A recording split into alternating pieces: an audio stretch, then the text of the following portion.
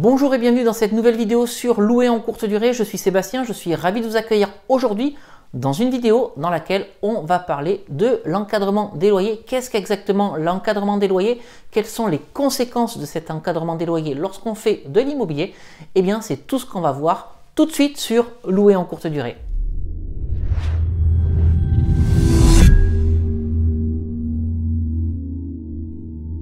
Alors avant qu'on rentre dans le vif du sujet de l'encadrement des loyers, si vous vous retrouvez sur cette chaîne YouTube pour la première fois, je vous invite à vous abonner en cliquant sur la petite cloche de façon à rejoindre une communauté de plusieurs milliers de personnes passionnées d'immobilier, de location courte durée et de stratégie de location à haut rendement. Et puis en activant la petite cloche, ça vous permettra d'être informé en temps réel de la publication de toutes mes nouvelles vidéos. Et puis si vous ne l'avez pas encore fait, pour vous souhaiter la bienvenue, je vous invite à télécharger les deux e-books que j'ai rédigés. Convaincre la banque mode d'emploi et doubler son salaire avec la location courte durée. Pour télécharger ces deux e-books, vous cliquez sur le petit i qui va apparaître en haut à droite de cette fenêtre. Et puis sinon, je vous mets également les liens de téléchargement de ces deux e-books dans la description qui se trouve juste en dessous de cette vidéo. Alors, qu'est-ce que l'encadrement des loyers et quelles sont les conséquences de cet encadrement des loyers lorsqu'on fait de l'immobilier? Alors, pour avoir la définition de l'encadrement des loyers, eh bien, je me suis tout simplement rendu sur impôts.gouv.fr pour avoir cette définition, et cette définition, je vais vous la lire. L'encadrement des loyers consiste à limiter l'évolution du loyer d'un logement lors de sa première mise en location ou lors de sa remise en location ou lors du renouvellement du bail. Cette réglementation s'applique dans les communes situées en zone tendue. Voilà la définition de impôts.gouv.fr, mais pour y voir plus clair, lorsqu'on parle d'encadrement des loyers, en fait, ce qu'il faut savoir, c'est que c'est un abus de langage. Parce que derrière l'encadrement des loyers, en fait, il faut distinguer deux choses. La première chose, c'est l'encadrement à la relocation, et la deuxième chose, c'est le plafonnement des loyers. Eh bien, on va tout de suite commencer par l'encadrement à la relocation. Et cet encadrement à la relocation, en fait, c'est pas quelque chose de nouveau, puisque c'est quelque chose qui existe depuis 2012 et qui s'applique aux communes situées en zone tendue. Alors cet encadrement à la relocation, en fait, il a été reconduit jusqu'au 31 juillet 2019. On ne sait pas encore, en tout cas à l'heure où je tourne cette vidéo, c'est-à-dire en janvier 2019, si l'encadrement à la relocation sera reconduit à partir du 1er août 2019. Alors vous vous dites, ouais Sébastien, c'est chouette, mais qu'est-ce que c'est que l'encadrement à la relocation? Eh bien, cet encadrement à la relocation stipule que dans les communes situées en zone tendue, pour les biens immobiliers dédiés à l'habitation principale, c'est-à-dire ou bien de la location nue ou bien de la location meublée, eh bien vous ne pouvez pas faire ce que vous voulez pour refixer le prix du loyer de votre logement entre deux locataires. Je m'explique. C'est-à-dire que si vous avez un locataire qui donne congé et qui s'en va, eh bien sur le locataire suivant, vous n'allez pas pouvoir augmenter le loyer. En tout cas, vous n'allez pas pouvoir faire ce que vous voulez pour augmenter ce loyer. D'ailleurs, ce loyer devra être exactement le même que celui du locataire précédent à un indice près. Si vous souhaitez réévaluer le loyer, vous ne pourrez le réévaluer qu'en utilisant l'indice IRL de l'INSEE.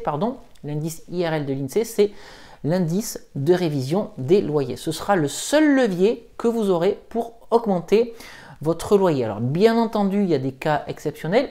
Si vous effectuez des travaux dans votre logement, là vous pourrez augmenter votre loyer, mais si vous n'effectuez pas des travaux dans votre logement, vous devrez appliquer exactement le même loyer au locataire entrant qui devra avoir le même loyer que le locataire sortant. Voilà ce que c'est que l'encadrement des loyers à la relocation, et ça je le précise, ça existe depuis 2012. Maintenant, lorsqu'on parle d'encadrement des loyers, on parle plutôt de plafonnement des loyers en fait. Et ça, ce plafonnement des loyers, il avait été mis en place dans les communes de Lille et de Paris avec la loi Allure en mars 2014. C'est-à-dire que sur les communes de Lille et de Paris, les loyers, en fait, ils étaient capés. Alors, ce plafonnement des loyers pour Paris et Lille, il avait été annulé par le juge administratif en novembre 2017. Et puis, finalement, Ce plafonnement des loyers sur les zones tendues, eh bien, il revient à nouveau avec la loi Elan qui, elle, a été mise en place en novembre dernier, c'est-à-dire en novembre 2018. Alors, qu'est-ce que c'est que le plafonnement des loyers? Eh bien, c'est que dans les communes, encore une fois, situées en zone tendue, le montant des loyers va être capé. Alors, le bémol qu'on a maintenant depuis la loi Elan, c'est que, en fait, les communes situées en zone tendue ne sont pas obligées d'appliquer cet encadrement des loyers. Vous voyez, je me suis trompé. Les communes situées en zone tendue ne sont pas obligées d'appliquer ce plafonnement des loyers.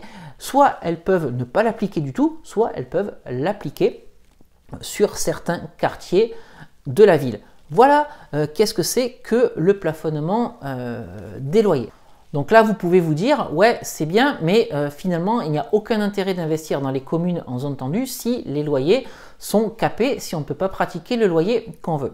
Eh bien, ce qu'il faut savoir, c'est qu'il y a quelque chose qui s'appelle le complément de loyer, et ce complément de loyer permet d'aller au-delà des plafonds standard si jamais votre appartement il a un caractère exceptionnel, c'est-à-dire que s'il est superbement décoré, s'il y a de beaux services à l'intérieur ou s'il y a de belles prestations à l'intérieur, là, ça va vous permettre d'aller au-delà des plafonds. Et c'est tout à fait normal. L'exemple que j'aime bien prendre pour illustrer ça, ben, c'est l'exemple de la voiture.